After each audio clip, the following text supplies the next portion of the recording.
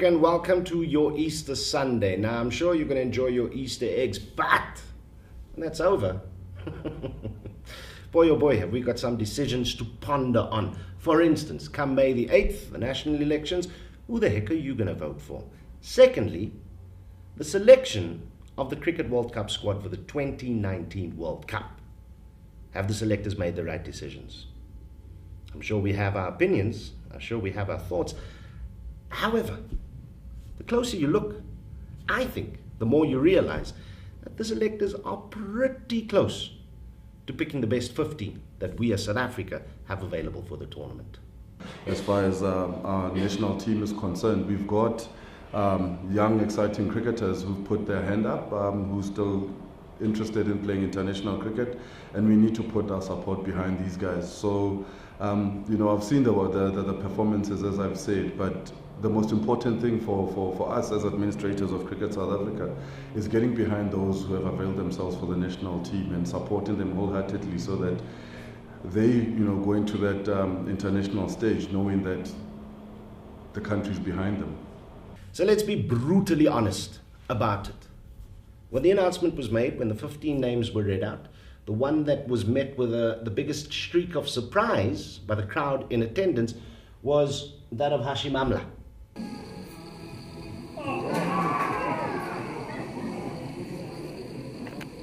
I think it's important that we also need to consider that you have to have experience out there. You don't want to be 17 for 5. You need someone who's going to be there, who's going to consolidate the inning. I mean, Hash has done that for years for South Africa. He cannot be a worse player just because he hasn't performed or is going through a rough patch in the past 3 weeks or so. Now, those last 3 weeks that Linda Zondi talks about really only covers the CSA T20 challenge, where Hashim Amla has averaged 12.2 over 5 matches with a top score of 32. But it's the modes of dismissal, the way that he's been going out, which leads you to conclude that the man is not in the greatest form in the world. In the Test arena, his last 100 came all the way back in October 2017 against Bangladesh. And that period spans, 30 innings in total? So there isn't form from a historical point of view. Look at the ODI series, though, against Pakistan. Averaged in the 50s, had 108 not out, had a 50 in the mix as well. And you take that combined with his overall experience, averaging 49 in a career that has spanned, 147 matches, 7,910 runs. And that gives you a sense as to why the man is so important. But also, add into the mix the fact that he's played at Derbyshire, he's played at Essex, he's had success in England, and you can only but support the selectors for the decision to pick Hashim Amla, because at the end of the day, Reza Hendrick's current form is not that great either. I'll say this, though, that it still remains singly the biggest gamble that the selectors are taking. That is Hashim Amla opening the batting for South Africa at the Cricket World Cup in 2019. I think our plan was also to take a batting all-rounder. So at this moment, Chris Morris wasn't fitting into a batting all-rounder position. He was definitely fitting in a bowling all-rounder position. Hence, we went with Nokia. Next up, let's talk about Chris Henry Morris. Massive supporter of this young man. Fantastic player. He's got the X factor. He can bowl above speeds of 140 in the middle overs. He can hit the ball from the word go. However, the choice really was Chris Morris versus Andile Phehlukwayo versus Dwayne Pretorius. Chris Morris versus Andile Phehlukwayo, no comparison. Andile walks into the squad ahead of Chris Morris any day of the week. The numbers are there. Have a look for yourself. Versus Dwayne Pretorius, if we look at the bowling stakes, the two have similar averages. Batting stakes, similar averages.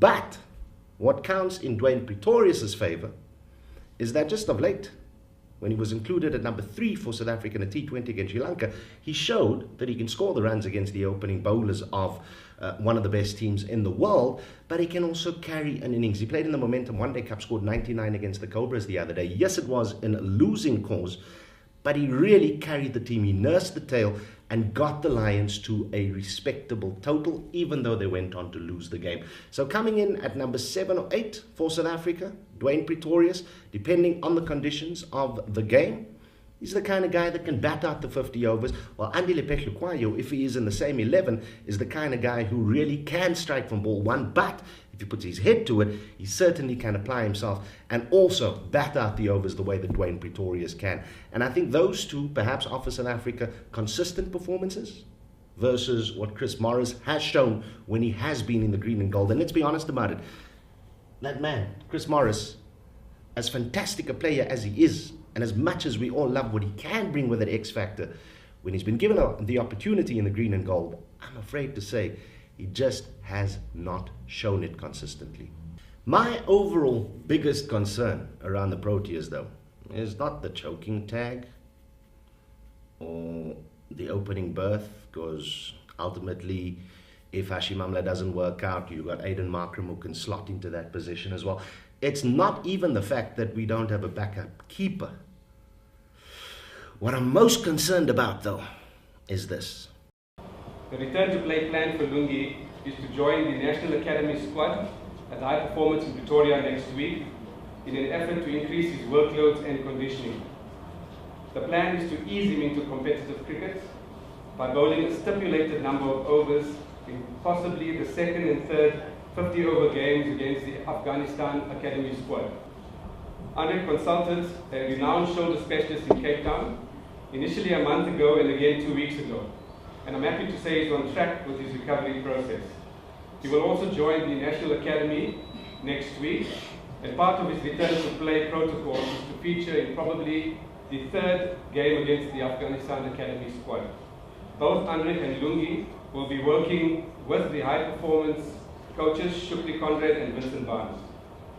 JP Dumini was removed from the initial part of the CSA T20 tournament to allow him a protracted period of recovery to strengthen his shoulder in order to adjust to the demands of international cricket.